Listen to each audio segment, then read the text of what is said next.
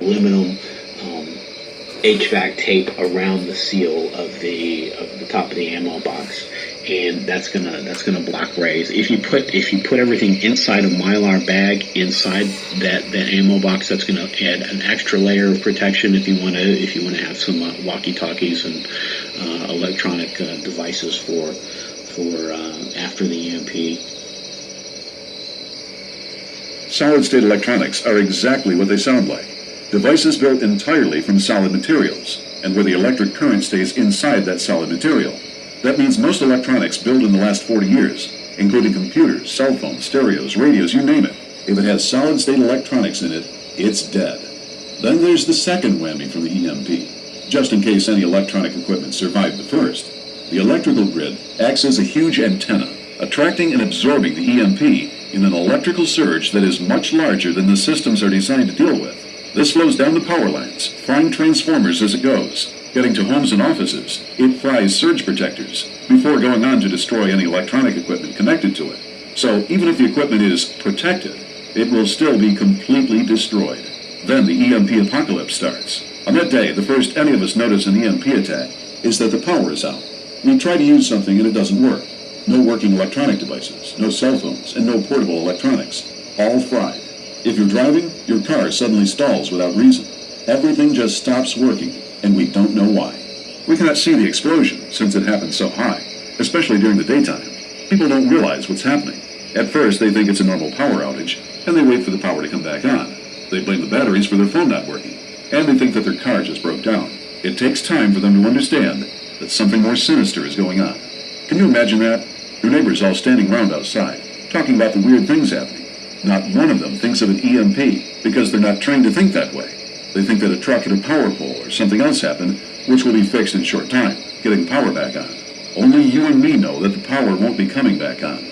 Really, it will be years of suffering before the power comes back on. You see, the transformers that are used in the substations are custom made and take over a year to build. The controls for the power plants are all custom built as well. The power won't be coming on because all of those sensitive electronics have to be remade from scratch, since any backups will be fried by the EMP too. A few simpler electronics may survive, but you can't tell without the grid providing power. They are essentially worthless without electricity. Everything that's controlled by electronics stops working. There are no gas pumps working. Stores aren't able to sell anything. All communications is down, and the city water is shut down as well. Whatever money people have in the bank is gone, because most of it is just electronic records in the bank's computer memory. Without the computer working, that money doesn't exist. Some days pass before the average unprepared person realizes that the power isn't going to come back on. That's when the panic sets in. They mob the grocery stores, getting whatever they can, looting whatever they can. From the grocery store lootings, panic spreads. People invade convenience stores, hardware stores, liquor stores, and even electronic stores, not realizing those electronics are fried inside. Stores everywhere are ransacked, and everything that might be useful for survival is stolen. The average person is unprepared for any real emergency.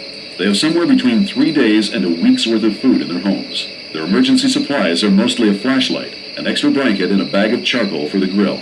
Without the infrastructure we depend on to provide our needs, many people die.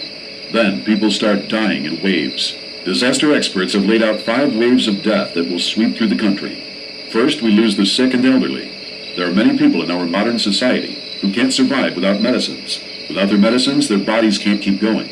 Everyone from diabetics to people with severe mental problems start to die off when they run out of meds. The second wave of deaths is caused by disease. Without running water and water treatment, human waste disposal becomes a problem, triggering an epidemic that sweeps through populations. Many die of diseases that America's doctors haven't had to deal with for generations. Without their modern laboratories, hospitals, and medicines, doctors are limited in what they can do, forced to leave many to die, who they could have saved a few short months earlier. Third, food becomes scarce, and starvation rages across the country. FEMA stockpiles will only feed people for a few days. With high-tech farm equipment wiped out, food will rot on farms, uneaten, while people a few hundred miles away die from hunger. Only the small farmers will be able to keep their crops alive, and that'll only be enough to keep their families alive. Many pets die a slow death when there's nobody there to feed them or let them loose. Children get frail and starve, while their parents weep because they can't provide. The fourth wave of deaths comes with the winter, combining starvation with a lack of heat. Many freeze to death that first winter, with nobody to mourn their agonizing demise or to give them a decent burial. Those who are still alive are too weak to take care of the dying, let alone bury the dead in the ground that is frozen rock hard. With rampant famine and disease, society will break down. That's when the fifth and final phase of deaths hits, and it's the worst to think about. Men will start roaming the streets, going from house to house, preying on each other, stealing what they want and forcing their will on others. Rape will become commonplace, as women are forced to sell their bodies for food. And before you say that no woman you know would ever do that, ask yourself if there's anything they wouldn't do to put food in their starving children's bellies. Desperate people do terrible things. Some people will even turn to cannibalism, eating the flesh of other human beings, seeing it as being a better alternative than dying.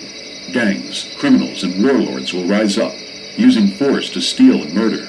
There will also be religious cults that rise up, following one who says that he has a message from God, or even from Satan, about how this is all caused by our sin or lack of sin.